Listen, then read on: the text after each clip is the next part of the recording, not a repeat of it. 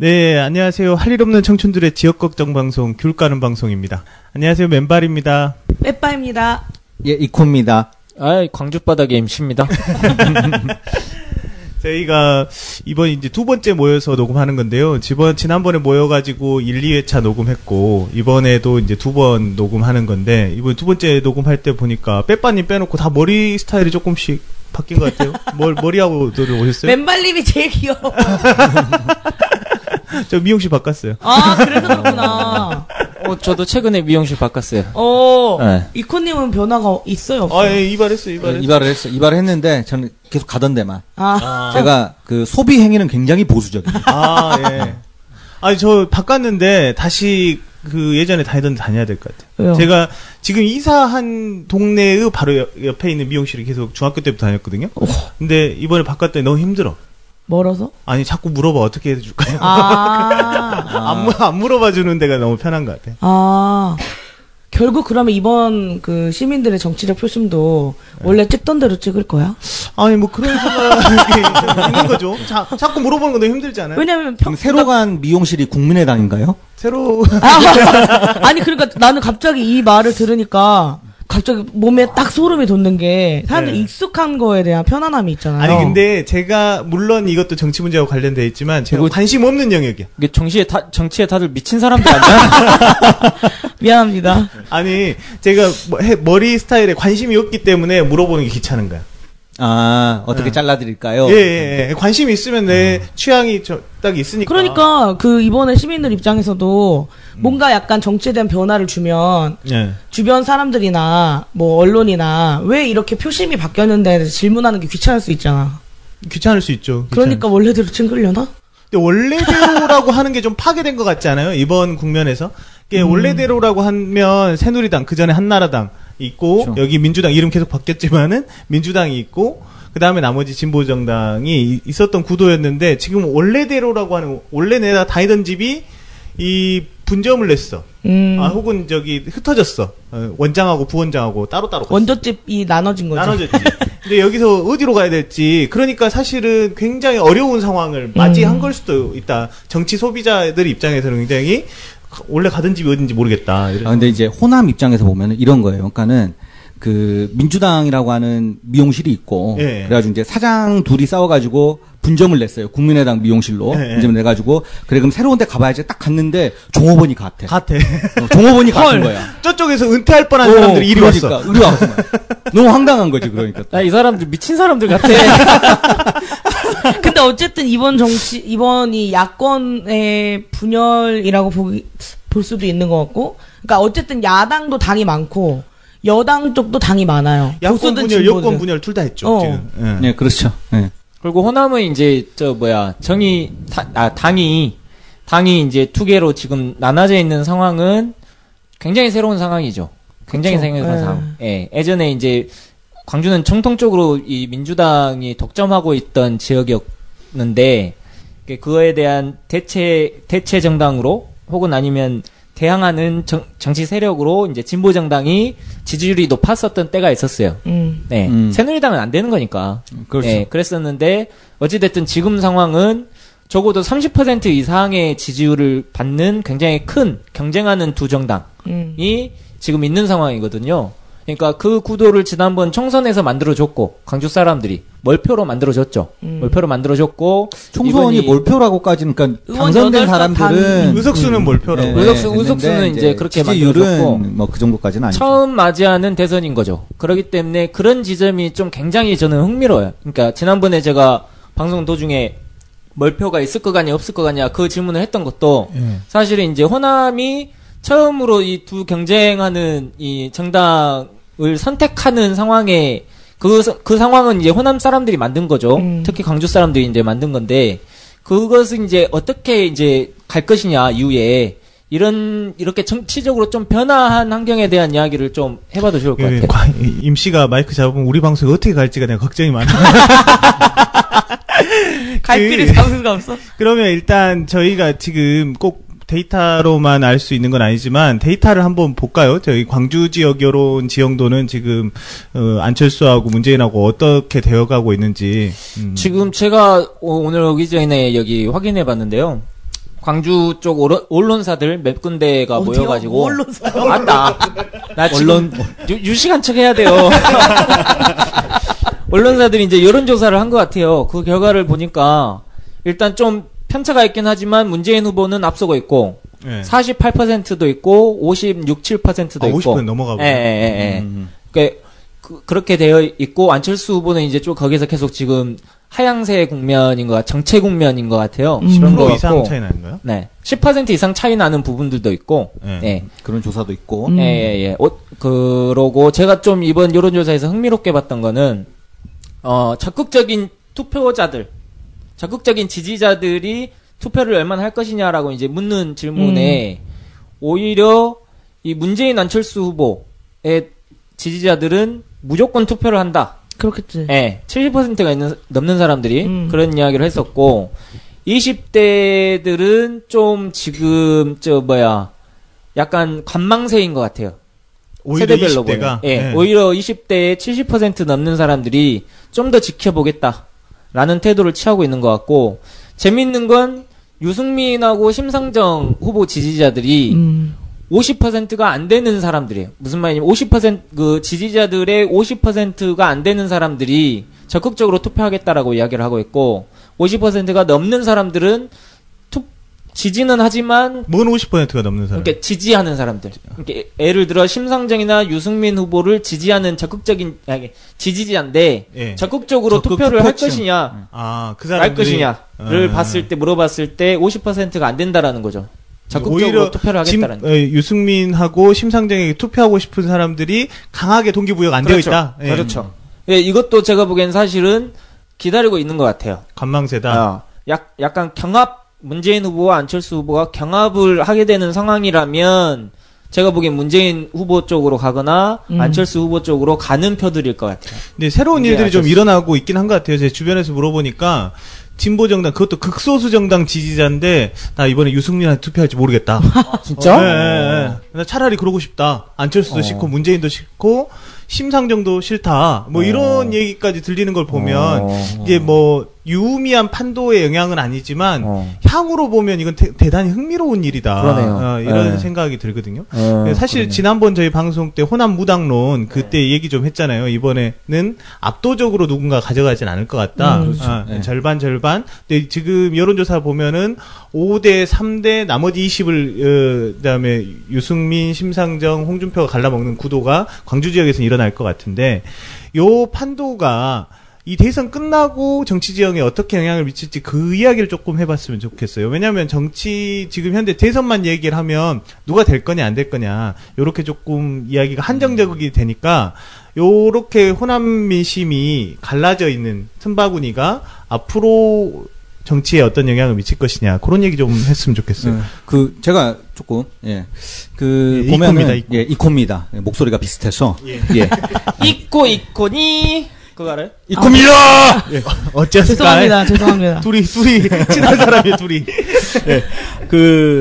이 민주당에 대한 지지라고 하는 거는 이제 뭐 예전에 뭐 김대중 5.18에 대한 그런 경험도 있지만 사실은 정치가 이게 상대가 있는 게임이잖아요. 그래서 이번 대선이 끝나면은 어떤 형태로든 정계 개편이 이루어질 수밖에 없잖아요. 그렇죠. 이루어질 수밖에 없고, 이 과정에서 영남을 기반으로 한 정당이 지금 둘인데, 이 두 정당이 어떤 식으로든, 심지어 이제 국민의당까지 끼워가지고 어떤 식으로든 하나의 정당으로 만들어진다면, 여기서도 세 당이 합쳐져가지고 하나의 세력이 세 당이 될 수도 있고, 그게 두 당이 될 수도 있는 거죠. 최소 두 당? 네, 최소 두 당. 예.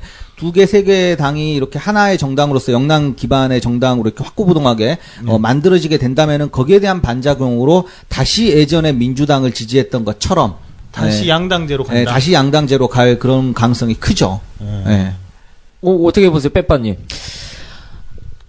생각을 해보면 지금 원구성, 그러니까 국회의원의 숫자는 또 다르거든요. 그러니까 국민의당이 의석수를 상당 부분 차지하고 있는데 경쟁했었던 후보잖아요. 강하게. 그러면 예를 들어서 문재인 후보가 당선된 이후에 야당적 성격을 갖는 정당들의 개편이 어떤 식으로 이루어질 거냐라고 했을 때 안철수 후보의 국민의당이 그 선두에 쓸 가능성이 높다는 거죠.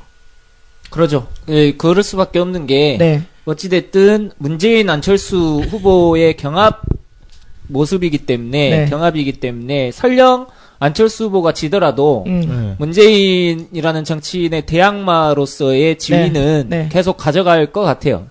확실히 그럴 것 같아요. 근데 이제 안타까운 게 지금 이제 어쨌든 자유한국당이 의석수가 꽤 있잖아요. 꽤 있어요. 네. 그렇죠. 그러니까 이걸 뭐라고 표현해야 되지? 그러니까 의미 없는 의석이라 그래야 되나?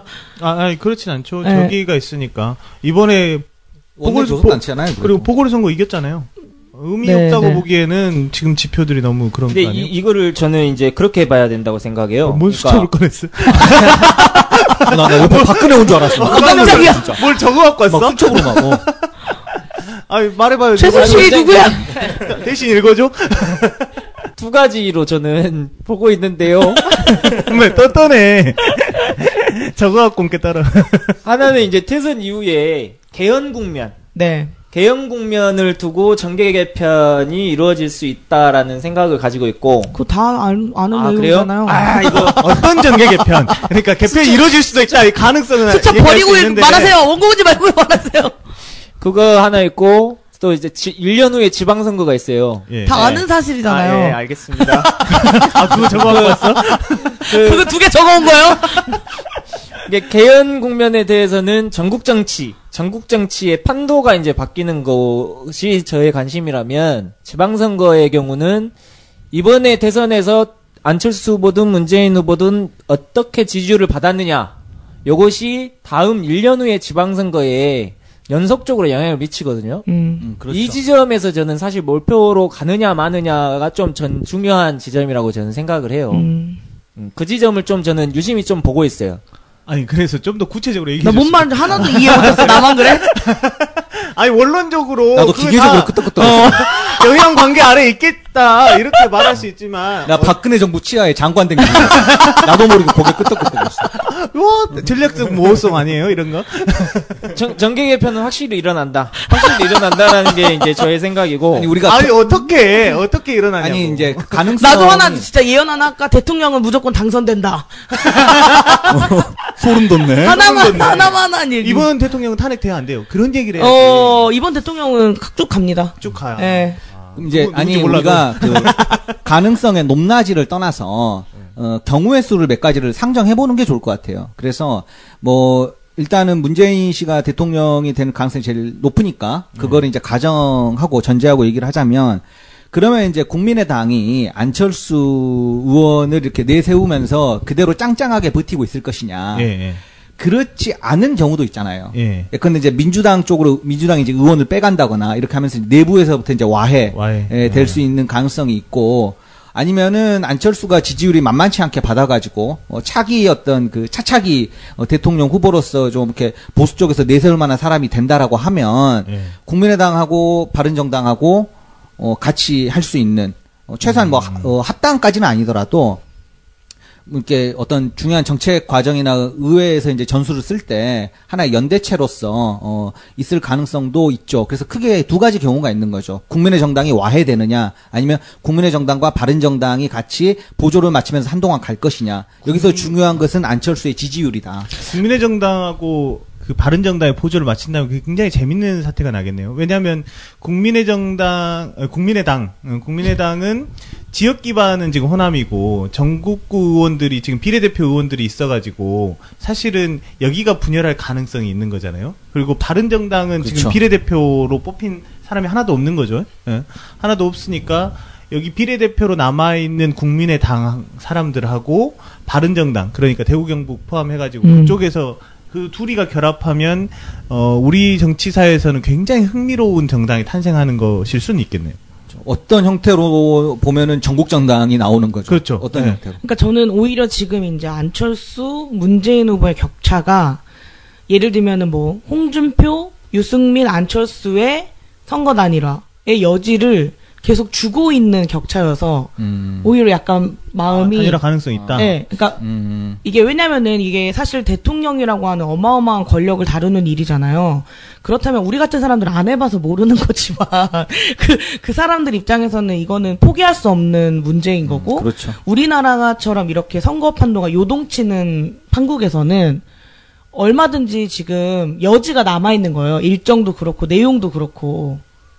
저는 그렇게 생각하진 않아요. 여지가 없다? 예, 단일화의 여지는 서로 있을지 모르겠지만, 단일화의 여지도 굉장히 약하다고 생각하고, 단일화 된다고 하더라도, 단일화가 돼가지고, 두 후보의 지지율 플러스 알파를 받기는 굉장히 어렵거든요. 홍준표가 못 참아요. 그 성격이 보통이 아니어가지고, 결국에는 후보가 그걸 최종 결정을 해야 되거든. 근데 홍준표를 다들 잘 알아.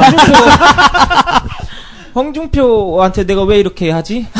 아무튼 홍준표가 안 될 것 같고, 게다가 지금 보름밖에 안 남았어요. 잠깐만, 단일화 주체가 누구였어요? 홍준표하고 유승민. 홍준표하고 유승민 그리고 국민의당까지를 이야기한 건데, 유승민 후보는 가능성이 있을 수도 있어요. 왜냐면 본인의 의사와 상관없이 당 내에서 지금 오늘 그런 의원총회 했을 텐데 결과 어떻게 나왔을까? 압박을 받고 있거든요. 압박을 받는 게 돈 문제거든. 사실 그렇죠. 선거 비용이 이 100억 단위를 넘어가는 비용인데, 사실 그 예전에 탄핵 국면 때 바른정당에 있던 사람들이 나오기 전에 그때 새누리당에서 나오느냐 마느냐 가지고 가장 중요했던 지점이 사실은 돈 문제였어요. 돈 문제. 네. 그래서 이제 결국엔 큰 결정을 하고 나왔는데, 선거 비용도 걸려 있는데 사실 이 유승민 후보가 10% 지지도 못 받을 상황이잖아요. 김무성이 돈 없어갖고 자전거 타고 다니더만. 예전에 이게 이상한 거예요. 예전에 대박이다. 소수 진보 정당들이 하는 공식이 그거였거든. 되게 그래갖고 이제 지금 반복하고 있는데. 그 광주에서 만들었잖아. 맞아. 옛날에. 그렇죠. 광주에서 막 이름 붙였잖아. 그 뭐였지? 까발리아. 완전 망했지. 뭘 까발. 망했어. 그러고 보니까 우리도 귤 까는 방송이네. 우리는 다 까는 거야, 그냥. 근데 왜 나는 그런 게 약간 불안하지? 그 보수 단일화 불안하신 화장실 갔다 오셔야 될 것 같아. 전혀 여지가 없다고 보시는 거예요, 다? 네, 전혀 여지가 없을 것 같아요. 전혀 여지가 없을 것 같고 그냥 이대로 이 구도로 쭉 간다. 네, 이대로 쭉 가는 게 아니 잠깐만, 그 얘기가 지금 임씨가 한 말이 앞뒤가 안 맞잖아요. 왜냐면은 선거 비용 때문에 엄청 고민이다라고 해놓고 단일화 안 할 것이다 이래버리면은 아니, 이게 유승민은 그럴 수 있어. 압박을 받을 수 있는데요. 내기해야겠다.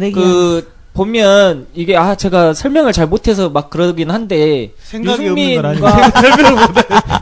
유승민과 안철수와 홍준표는 약간 자, 여기 수첩 여기 있을 거예요. 섞일 수 없는 그 물과 기름과 같은 약간 좀 그런 게 있다고 해야 될까? 저는 그런 부분이 좀 있는 것 같아요. 그런 부분이 이렇게 나한테 설명을 요구하는 눈빛을 보내고 계시지만 제가 다음 방송 때 그걸 약간 좀 설명을 할게요. 근데 지금은 약간 그런 게 훨씬 더 좀 강하고, 저는 이제 정계 개편에 대해서는 지금 아까 말씀드렸듯이 개헌하고 지방선거하고 이게 같이 맞물려 있잖아요. 무슨 말이냐면 개헌을 결정하겠다라는 게 지방선거 때 국민투표로 결정하겠다라는 거거든. 이게 그러니까 우리로서는 좀 불안한 거예요. 정계 개편과 동시에 개헌이라는 거, 그리고 지방선거라는 게 겹쳐 있기 때문에 개헌이라는 굉장히 중요한 이 사건이 정치적인 전략적인 이해관계에 따라서 흔들려 볼 수도 있다라는 게 저기 불안한 건데. 우리가 좀 생각해봐야 될 게, 이 국회의원이라고 하는 사람들이 이제 헌법기관이긴 하지만 개개인이, 그런데 이 사람들이 한테 중요한 거는 개헌이 아니고 재선이에요. 그렇잖아요. 그렇기 때문에 정계 개편이 어느 정도 일단락되고 나서 개헌을 어떻게 할 것인지에 대해서 군부를 지피겠죠. 그게 저는 동시에 간다고 생각해요. 저도 선거 끝나자마자. 단일화가 어렵다고 생각하는 건 이건 서부 영화 같은 거예요. 돈가방을 찾았는데 계속 이제 배신하잖아요. 서부 영화에서 보면 서로가 서로를 못 믿잖아요. 무한도전에서도 그래요. 근데 요 세 당이 이제 단일화를 하려면 최소한의 신뢰 같은 게 있어야 되거든요. 그 사람들한테 무슨 그런 게. 아니, 서로에게 최소한의 신뢰가 있지 않으면 룰을 짤 수가 없어요. 우리 이렇게도 생각을 해볼 수가 있는데, 지금 안철수 그다음에 유승민, 홍준표가 전부 다 색깔론을 굉장히 세게 지금 들고 나오고 있는 거예요. 근데 이게 대선용이 아니고 대선 이후 정계 개편용으로서 이야기되고 있다라고 우리가 해석할 여지도 있다라고 생각하거든요. 그러니까 이제 결국에는 우리는 같은 편이었다라는 이야기를 하면서 지금 군부를 일단 지피고 있는 그런 상황일 수도 있는 거고, 내지는 이제 두길보기를 하고 있는 상황일 수도 있는 거고. 그래서 뭐 단일화라고 하는 거는, 저는 이번 대선의 단일화는 조금 가능성이 낮다라고 생각을 하는데, 이후에는 굉장히 안철수의 지지율에 따라서 급물살 그러면 지금 저희 방송하는 와중에서는 3대1로 단일화 가능성 없다. 빼빠님 반론하시죠. 돈 거세요, 돈. 돈을 걸겠습니다. 말은 필요 없습니다. 돈을 거는 게 아니라 태우는 거 아니야? 저는 이대로 안철수 아니 구차하게 말 더 하지 마시고 얼마 얘기를 해야지. 돈을 꺼내요. 아니 꺼내는 거 이따 꺼내. 우리 믿어. 10만 원. 오 진짜로? 그러면 상대편 누가 걸어야겠습니다. 누가 걸어야지. 그래 오케이 콜 됐어요 이제. 임시하고 둘이 하는 거야? 10만원. 이게 뭐야? 우린 심판이고. 그러니까 저는, 모르겠어요. 일부러 뭐 이런 상상이라는 게 좀 의미가 없게 하긴 한데, 어제 TV 토론을 보면서 오히려 무슨 생각을 했냐면, 이렇게 국민의당이나 안철수 후보가 뭐가 없으면, 없는 상태로 이대로 선거를 끌고 갈까? 그러니까, 빅 이벤트 없이 그게 어떤 의미든지 긍정적이든 부정적이든 그러니까 네거티브로 막 이렇게 후보 홈집내기로 해서 그 사람 표를 깎아먹는 방식이든 아니면 본인들이 이게 숨겨진 의도가 있어야 되잖아. 카드가 비장의 카드가. 근데 그게 저는 그럴 수 있다고 보는 거죠. 근데 저는 빼빠님처럼 생각하는 사람들이 여럿 있을 거예요. 각 정당마다. 바른정당, 그다음에 자유한국당, 맞죠? 자유한국당. 헷갈려가지고. 근데 각각 국민의당까지도 그 내부에서 그런 생각하는 사람들이 있을 텐데, 그 의견을 통합하는 과정이 이루어지기가 어렵다, 이렇게 보는 거예요. 저는 그게 야권보다는 여권이 되게 심플하다라고 생각하고 있어요. 생리상. 그런데 지금 구도에서는 좀 어렵다. 저는. 좀 먹을 게 있으면 이제 모이는 성향이 있으니까. 10만 원? 10만 원? 그러니까 먹을 것도 없는데. 아니 민주당 탈당해가지고 국민의당 간 이현주 의원이라고. 네네. 정치생명 걸었다. 그러면서 막 울었잖아요. 엄청 울었지. 그 울음이 사실은 이현주 의원만 운 게 아니잖아요. 그래. 모든 의원들이 울고 있어요. 근데 그건 무엇을 위해서 울었던가라고 하는 거는 내가 집권 여당이 못 돼서 운다라기보다는 이후 재선에 대해서 어떡하지 하는 그런 울음으로 우리가 봐야 된다라는 거죠. 그래서 지금은 모르겠지만은 안철수 지지율에 따른 정계 개편을 염두에 두고 심지어 이제 국민의당 국회의원들 같은 경우에는 이제 다시 복귀를 해야 되겠다라는 식의 생각도 할 수 있는 거죠. 근데 어른 돼갖고 울어본 적 있어요? 있어요. 맞았어? 엊그저께 울었어. 엊그저께 울었어? 네. 없어요? 막걸리 먹고. 없어요? 나 작년 연말에 울었어. 우리 직원이 월급 올려달라 그래서. 악독사정. 내가 울었어, 그냥. 눈물이 났어. 그러니까 어쨌든 저는 지금 같은 구도로 쭉 가진 않을 거다. 그렇게. 보름 남았는데요? 네. 보름이면 충분합니다. 시간이 넘치고 진짜로? 흐르죠. 정몽준하고 노무현하고 단일화할 때 얼마나 안 그렇고 단일화했었지? 하루, 단일화했을 때. 단일화 철회가 하루 전이었고. 후단협이 구성된 건 되게 오래됐고, 군부 진짜 몇 됐죠. 그렇죠. 그랬죠. 근데 이제, 암튼, 그렇고, 이야기를 좀 넘겨보면, 그러니까 저는 이제 정계 개편은 날 건데 이게 다들 그건 동의하시죠? 국민의당이 좀 중심을 잡고 갈 거다 정계 개편. 여기서도 좀 심플하게 갈라서 얘기해 보면 좋겠어요. 양당제 유지된다 안 된다. 큰 틀에서 보면. 왜냐면 이제 수첩 좀 보고 해. 아니 이를테면은 한쪽 정당이 10석 미만 이렇게 가면 그거는 다당제로 가기는 어렵잖아요. 그것도 그러니까 그게 정계 개편 논의로 안 받아들여질 거라는 거. 아니 거대 정당이 2개가 100석 가까운 정당이 2개가 탄생해버리고 나면 다당제 요구가 무시되기 쉽거든요. 지금 계속 진보 정당들이 그거 하자고 해놓고 국회에서 논의도 하고 이야기할 때는 그거 바람직하다. 그렇게 얘기했지만 선거제도 바꾸는 게 바람직하다. 그래서 우리도 다당제로 가야 된다. 그런 얘기들이 무시되어 왔던 것은 거대 정당이 딱 서버리고 나면 자신들 이익에 반하는 거를 법으로 만들 이유가 없잖아요. 그러니까 이 정계 개편이 양당제로 가냐 안 가냐, 양당제 가능성이 크게 가닥이 잡히면 선거법도 안 바뀔 가능성이 저는 있다고 그렇게 생각해요.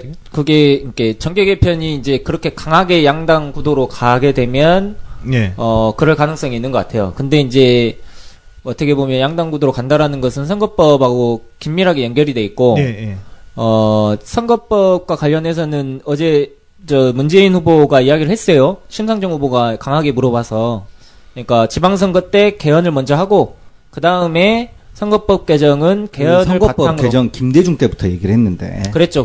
이제 그게 이제 미덥지 않아서 이제 심상정 후보가 자꾸 재차 확인을 했었던 건데, 어찌됐든 선거법은 개정을 해야 되는 어떤 압력이 좀 있긴 있어요. 시민사회 압력도 많이 있고. 근데 이제 그것이 사실은 지방선거 이후이고 또 총선이 2020년에 있거든요. 근데 그때까지를 좀 봐야 양당 구도로 계속 보자 그래. 아니 그러니까 그때까지 어떻게 변할 건지 수첩에 그렇게 적어져 있어요. 그때까지 봐야. 하나만 하는 소리 아니요. 그때 보면 알겠지. 근데 이게 그냥 단순히 의석수로만 보기가 좀 어려운 게 우리나라 국회에는 이제 원내교섭단체 규정이 있잖아요. 네. 그러다 보니까 내용적으로는 정당이 여러 개 구성되어 있는 형태로 보이지만 실제로 의회 안에서의 역할과 그 국회 운영과 관련한 협의를 할 수 있는 게 의석이 20석 이상이거든요. 네, 맞아요. 그러다 보면은 여전히 똑같은 형식으로 정치는 구성이 될 거예요. 특별한 의미에서의 선거개혁이나 정치 제도개혁이 없다면. 근데 한 가지 이제 민주당이 집권을 했을 경우에는 자유한국당이 100석이 넘고 국민의당이 40석이잖아요. 그러면 민주당 입장에서는 어쨌든 파트너가 필요해요. 자유한국당 100석 안 돼요. 90 몇 석. 아, 네. 국민의당도 40석 안 돼. 30 몇 석. 네, 하여튼 제가 너무 반올림했네. 그래서 저는 이제 중요한 게 국민의당이 나 얘기하는데 미안해. 그러니까 어쨌든 그런 의미에서는 지금과 같이 원내 안에서 세 개의 정당이 자기 중심을 가지고 다 있을 거예요. 여기서는 오히려 국민의당 캐스팅 보트를 가지게 될 것 같고 국민의당이 집권했을 경우에는 40석이 채 안 되는 정당이 집권을 하게 되는 거잖아요. 근데 이 정당이 민주당이랑 파트너십을 맺기가 진짜 어려워요. 그렇죠. 그렇게 되면 자유한국당이나 국민의당 대 민주당 구도가 될 거라는 거죠. 그럼 오히려 이랬을 때 민주당이랑 정의당이 같이 팀플레이 할 수 있는 구도가 열리는 거 아닌가? 그러니까 국민의당 사람들이 그런 질문을 많이 받았어요. 너희들은 대선 끝나면 없어질 정당이다. 라는 이야기를 많이 했었거든요. 총선 이전에 그랬는데 총선 때 지지를 많이 받았잖아요. 그 비례 투표도 굉장히 많이 받았어요. 민주당하고 거의 같이 받았거든요. 그래가지고 이제 국회의원이 많이 늘어났죠. 그랬는데 이 사람들이 믿고 있는 게 뭐냐면 그 당 사람들 이야기를 들어보면 그분들은 국회의원 의석을 호남에 많이 가지고 있다. 라는 부분이 있어요. 그러니까 이분들은 설령 대선에서 안 좋은 결과가 나오고 힘든 과정들이 있더라도 어찌됐든 국회의원 신분은 계속 유지가 되기 때문에 지방선거, 특히 지방선거는 이제 조직이 중요하잖아요. 동네 조직, 지역 조직이 중요한데 이런 부분은 쉽게 넘어갈 수 있을 거다라고 이야기를 하더라고요. 저는 이제 그렇게 들었는데 제가 보기에는 국민의당이 어떻게 보면 단일하지 않아요. 무슨 말이냐면 결속력이 높지 않아. 여기에서 국민의당이 아니었다라면 민주당에서 당선됐을 사람들이고 새누리당이나 이제 자유한국당이나 바른정당에 가도 전혀 이상하지 않은 사람들이 많아요.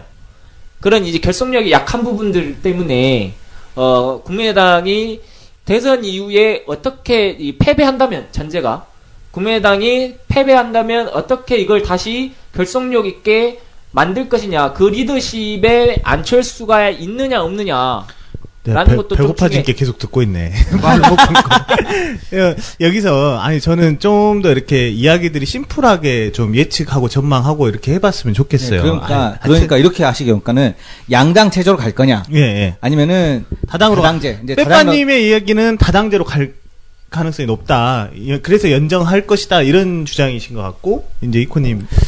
저 같은 경우도 보면은 결론부터 말씀드리면은 다당제 형태로 정계 개편이 될 것 같아요. 당분간은. 근데 그 이유 중에 하나는 자유한국당이 굉장히 지역 조직이 강한 정당이잖아요. 그리고 이제 지방선거가 이제 가장 이제 앞에 가까운 선거고 여기에서 자유한국당은 어쨌든 영남의 리더로서 영남의 그 맹주로서 자기 위치를 지켜낼 거예요. 지켜내는 게 하나 있고 두 번째는 이제 바른정당하고 그 자유한국당은 소수 정당이잖아요. 상대적으로 이 정당들은 이제 그 집권당도 아니고 이런 과정에서 이 둘이 일종의 연대체 형태로 당분간은 갈 것이다. 그리고 민주당은 이제 자꾸 국민의당에서 이제 의원을 빼오려고 하고 여기에 대한 반발심으로 국민의당은 자유한국당하고 더 가까이 지내려고 하고 뭐 이런 형태로 가지 않을까라고 생각합니다. 그럼 전개가 점점 복잡해질 가능성이 높겠네요. 그렇죠. 완전히 이제 춘추 전국 시대에 한 5차 함수 되죠. 근데 이게 가짜 다당제라는 거예요. 맞죠? 그러니까 이게 우리가 그쵸. 말하는 의미에서의 그 심의적 그 기반을 다양하게 하고 있는 그런 정치 결사들이 진짜 다당제는 이를테면 지금 진보 정당들이 들어와서 네, 진보 정당 있는 민주주의, 진보 정당 있는 원내가 그 우리가 생각하는 의미에서의 다당제를 저는 보여준다고 생각하는데 그렇게 따지면 이미 우리나라는 다당제였죠. 계속 당이 여러 개긴 했으니까. 근데 그런 의미에서는 선거제도나 이미 뽑혀 있는 사람들 가지고 지금 이렇게 조합하는 거잖아요. 네. 그런 의미에서는 진정한 의미의 다당제를 보기는 어렵죠. 그러면 지금 현재 그러니까 이제 정계 개편이 다당제 형태 개편이 안 된다고 보는 거죠. 사실 다당제가 이제 간다는 거는 이게 적어도 원내 정당이 4개 맞죠? 네. 4개로 간다라고 이제 전망들 하시니까 5개죠. 보수 5개죠. 5개. 네. 죄송해요. 5개. 배가 많이 고픈가 봐. 배가 많이 고파. 5개로 가는 게 그러면 우리 정치사의 발전으로 가는 길목이 될 것인지, 빼빠님은 지금 당장으로 보면 가짜 다당제다 이렇게 얘기하셨는데 아마 그 부분은 좀 동의하실 것 같고. 네, 동의하죠. 이게 발전으로 가는 길목이라고 보시는지 아닌지 이코님부터 좀. 발전이라고 생각하지 않아요.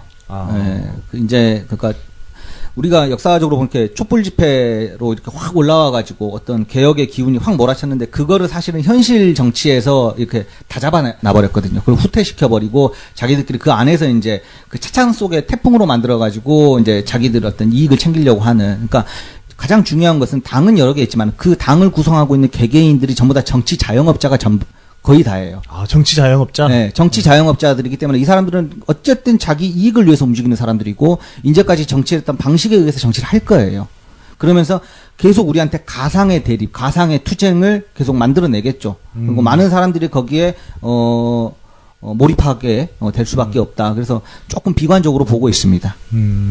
저는 이제 양당제로 가느냐, 다당제로 가느냐, 라는 지점에서 당분간은 지금의 상태가 좀 유지되지 않을까. 지금 당이 있는 상태들 이렇게 유지될 것 같고, 왜냐하면 지방선거가 있기 때문에 좀 유지될 수 있는 부분들이 많이 있다고 생각해요. 그런데 이제 문제는 이게 뭐가 좋냐라는 걸 놓고 봤을 때 저는 양당제가 됐든 다당제가 됐든 저는 하나의 단계를 좀 제대로 한국 사회가 거쳤으면 좋겠다고 생각하는 게, 정당이 좀 튼튼해져야 된다고 저는 생각을 해요. 정당이. 그런 측면에서 이번 대선에 각 당의 후보 선출 과정들이 있었잖아요. 그 당에서 어찌됐든 민주당이 보여준 이 경선 과정은 정당의 모습을 좀 갖춰가는, 지금까지 보여주지 못했던, 일테면 중도 후보가 있고 좌쪽 후보가 있고 우측 후보가 있고 이렇게 좀 세계가 이재명, 안희정, 문재인이 그렇죠. 있다는 게 그거 자체로서 어떻게 정당적 틀과를 갖췄다고 볼 수 있어요. 200만 명이 참여한 거 그 얘기 하시는 거죠. 예. 그게 좀 저는 이제 유지가 되면 정당으로서 좀 튼실해지는. 이제 완전 오픈 프라이머리 그 경선이라고 하는 것 자체가 당원성을 전혀 인정하지 않는 방식으로. 기본적으로 근대 정치의 핵심인 정당 정치하고 아주 거리가 먼 형태라는 거죠. 그러니까 이제 오픈 프라이머리가 있으면 정당 정치가 무조건 약해지냐? 그건 아니잖아요. 오픈 프라이머리가 있다고 해서 보는데. 저도 그렇게 보는데 수첩을 다시 보실래요? 아니면 어떻게? 아니 근데 저는 이쯤에서 잠깐 짚고 가면, 지난번에 저희가 방송할 때 노무현 후보가 광주에서 경선 때 얻었던 것이 600표가 못 됐다 이런 얘기 했잖아요. 그 당시 선거 595표 자료 보니까.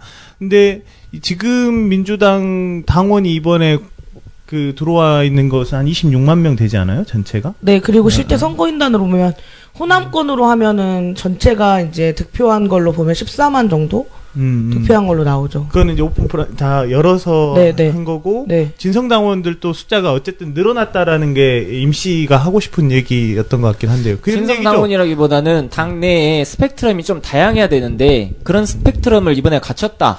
라는 부분이 조금 우리가 다르게 봐야 될 게 좀 있는 거고요. 아니 선거 과정에서 민주당이 이렇게 세 갈래로서 정치 노선이 좀 구별된다라고 하는 거에 대해서는 나름 평가할 지점이 있다라고 생각을 해요. 근데 이게 민주당이 없었던 게 갑자기 생겨난 게 아니라는 거예요. 민주당이라고 하는 정당 자체가 구성이 그렇게 돼 있단 말이에요. 보시면 자영업자 유니온이라는 거죠. 그렇죠. 자영업자 유니온인데 이 자영업자 어떤 나라냐면은 학생운동권 출신에서부터 정보 고위 관료 출신까지. 노동운동가에서부터 대기업 CEO까지 원래 같이 포괄하고 있는 정당이고, 그 정당에서의 여러 가지 스펙트럼들이 현실 정치에서 100% 순도의 정당 그건 이념 정당이고, 대중 정당은 그런 거 없어요. 그런 걸 이제 그런 걸 기대하지는 않고 저는 짧게 말하면 후보들의 면면을 보니 민주당이 어쨌든 다양해졌는데 그거 자체가 다양해졌고. 정당 정치의 틀거를 갖추는 걸 보인다는 거죠. 그리고 일정 정도 경선 과정이 국민들로부터 관심사가 굉장히 높았어요. 이런 지점들에서 저는 좀 이제 그래도 긍정적인 걸 찾는다고 한다면 그런 부분에서 좀 정당들이 자기 모습을 갖춰가는 정계 개편이든 개혁이든 개헌이든 이런 것이 좀 됐으면 바란다. 네. 저는 맨발님이 이제 질문했잖아요. 그러니까 그 질문이 뭐였지? 지금 현재 이렇게 바른정당부터 시작해가지고 각각 보수정당 2개, 그다음에 뭐 중도정당으로 해야 되나요? 국민의당하고 민주당 그리고 정의당까지 지금 원내정당이 5개가 된 건 많이 됐는데 그것이 가짜 정계 개편이다, 가짜 다당제다 이렇게 주장하셨는데 그래도 이 가짜 다당제가 앞으로 정치 발전에 도움이 될 것인지, 정치 발전으로 가는 길목인지, 전 그래서 하나 질문에 대한 답과 제 의견을 말씀드리고 싶은데, 하나는 우리가 흔쾌하지 않더라도 어쨌든 정치의 균열이 일어났다는 지점에 저는 그러니까 긍정적으로 봐요. 그러니까 그게 이제 우측 중심의 뭐 이런 식의 개편이어서 불만이긴 하지만 내용적으로는 더 공고해질 수 있었던 양당 체계가 어쨌든 흔들림이 있었다라는 측면에서 저는 긍정하고요. 빼빠님이 보기에는 정의당부터 시작해갖고 정의당 빼고 나머지 4개 정당이 전부 우측이죠? 네. 정의당 지지자가. 그러니까 오른쪽만 바글바글 지금 너무 이렇게 시장통 같고 실질적으로 정치가 더 많이 대변하지 못했던 목소리들은 정당 체계로서 지금 대변되고 있지 않기 때문에 그런 의미에서는 흔쾌하진 않지만 어쨌든 균열이 시작됐다라고 보는 건데 더 중요하게 주장하고 싶은 게 있어요. 그게 뭐냐면 저는 계속 이제 시민들이 정치에 대한 관심들이 높아지지 않거나 불신하게 되는 측면은 우리가 보여줬었던 표심과 그대로 의회 정치에서 힘을 가지고 그거를 구현해달라고 하는 이 민심의 이반이 크다는 거거든요. 간단히 말하면 정당에게 투표했었던 만큼 의석수를 그대로 보장해줘야 되는데 지금은 정당에 투표한 만큼 의석수 배분이 안 되고 있어요. 우리나라 정치제도가 지역구 246석에 비례대표를 54석밖에 두지 않는 제도이기 때문에 예를 들면 진보정당 같은 경우에도 이번에 정의당이 쪼그라질 대로 쪼그라져 있는 진보정당이잖아요. 그렇죠. 그런데도 불구하고 반올림에서 8%라고 봤을 때 정의당은 이번 선거에서조차도 24석을 받을 수 있었던 선거예요. 그러니까 1%를 받는 지지를 받는 정당이 3석은 가져가야 된다는 거죠. 네. 그런 의미에서 이제 뭐 녹색당의 노력이나 여러 정당의 노력들로 2% 미만 정당이 해산되는 건 이제 없어졌잖아요. 그런 의미에서 점진적인 정치 발전이 필요한데 핵심은 시민들의 민심이 그대로 의석에 반영되는 정계 개편 이런 것들이 구현됐을 때 그런 의미에서의 다당제가 구축될 수 있다. 전 이 말을 좀 하고 싶었어요.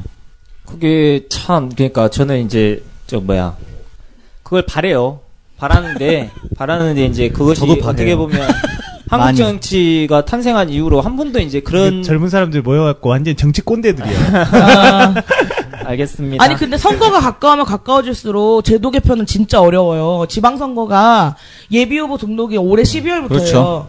그러면은 그 전에 대선이 끝나자마자 그 지방선거와 관련된 룰과 관련된 논의나 선거 제도에 관련된 논의가 가닥이 잡혀지지 않으면 그대로 가는 거예요. 왜냐면은 선거 그러죠. 대선 직후에 개헌 논의가 무르익었을 때 제도에 대한 변화가 가능한 건데 우리가 흔히 말하는 골든타임을 다 놓친 거잖아요. 지금 작년에 헌법재판소 판결에 의해서 제도 개혁의 황금기 아니었어요. 그것도 다 놓쳤잖아요. 네, 맞습니다. 선거법 개정과 이 개헌에 대해서는 사실은 꼭 필요성은 모두 동의하면서도 모두 이것이 합의 가능하냐 요 부분이 좀 어려운 것 같아요. 그렇죠. 그래서 이제 제가 물었던 것은 향후 정계가 그 부분을 합의해서 바꿔낼 수 있을까 이런 질문들이 사실은 냉정하게 말하면 이제 더 이상 정계라고 하는 것에 맡겨둘 수 없다는 거예요. 네. 그러니까 제도 개헌과 관련해서 사실은 진짜 촛불을 들어야 될 때는 지금이라는 거예요. 네, 지금이라는 거고. 네. 맞아요. 저는 이제 이런 생각을 하는데, 그러니까는 이렇게 여러 정당들로 쪼개놓으면서 이렇게 카오스적 상황으로 만들어냈던 건 민심이에요. 촛불이었고 이런 상황까지 만들어냈는데 이것이 어떤 새로운 국면으로 이렇게 좀 업그레이드 되면서 넘어가야 되는데 그렇게까지가 안 되고 있는 거고 예전에 했던 방식으로 정치 자영업자들이 이합집산하면서 이렇게 굉장히 보수적인 기울어진 운동장 정치로 다시 복원되어가는 그런 과정이 될 것처럼 그냥 이성적으로는 그렇게 예상을 해요.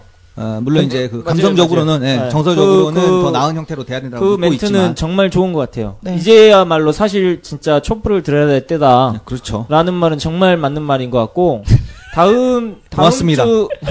다음 주에 안 그래도 촛불을 다시 든다고 저는 이야기를 들었어요. 다시 서울에서 예. 이 촛불을 한다는 이야기를 들었고 그리고 지금 광주 쪽의 시민사회 단체들도 기자회견을 지금 잡아놓으려고 한다고 알고 있어요. 그 기자회견의 내용은 뭐냐? 지금 대통령 선거 후보가 너무 네거티브로 흘러가고 있다. 촛불 민심과 개혁 의제들을 중심으로 예. 선거를 치러라라는 이 기자회견을 준비하고 있기 때문에 네. 앞으로 이 시민사회나 아니면 이런 단체들이 그렇게 강하게 요구해 나가는 국면이 올 거다. 예, 정계 개편을 정치권에 맡겨놨을 때 선거법 폭망할 거다. 그러니까 이제 그걸 맡겨놓을 수 없다. 이제 우리의 시민의 힘으로 그거를 담보해내야 제도를 바꿔내야 진정한 의미의 다당제, 진정한 의미의 분권형 민주주의가 성립 가능한 것 아니냐. 이게 이제 세 분의 이야기였던 것 같습니다. 제가 배가 너무 고파가지고 여기서 마무리 짓는 걸로. 오늘 뭐 먹어요? 오늘은 돼지불고기 먹으려고 지금 생각하고 있습니다. 이제 그 오미뚝배기라고 동명동에 있는데 유명하잖아요 거기. 예, 그 돼지불고기가 뭐가 다르냐? 네. 그러면 이 일반적인 주물럭, 두루치기 뭐 돼지 관련해 가지고 빨간 양념 많잖아요. 근데 이제 그 양념들 돼지 중에서... 흥분제가 계속 생각나서 돼지고기를 못 먹겠어. 아, 이따 봐 안 먹는 거 보자. 빨간 양념을 묻혀가지고 하게 되면. 심지어 색깔도 빨간색이야. 오메. 머리가 어지럽네. 아무튼, 돼지고기를 거기는 구운 상태에서 마지막에 양념을 해요. 왜 그렇게 하냐면. 안 배는 거 아니에요? 아니, 충분히 배더라고요. 그리고 양념이 타지 않아요. 양념 타지 않고 훨씬 돼지고기 식감이 바삭하고 와우. 그런 장점이 있습니다. 마지막에 밥을 그 양념에 콩나물이랑 김가루랑 뿌려가지고 비벼주는데 맛있긴 한데 사장님이 귀찮으면 안 해준다. 그런 단점이 있습니다. 가격표가 없다는 소문도 있던데. 가격표 좀 없어요. 우리는 가격표 없는 데서 먹는 거 아니야? 원래? 원래 늘 그렇습니다. 오늘 임씨가 사는 걸로. 10만원 그 묻어둔 걸로. 결제는 다음에 예. 외상 달아놓도록 하겠습니다. 알겠습니다. 네, 오늘 귤 까는 방송 여기까지 하겠습니다. 감사합니다. 네, 감사합니다. 네, 감사합니다. 네, 감사합니다. 네, 감사합니다. 네, 감사합니다.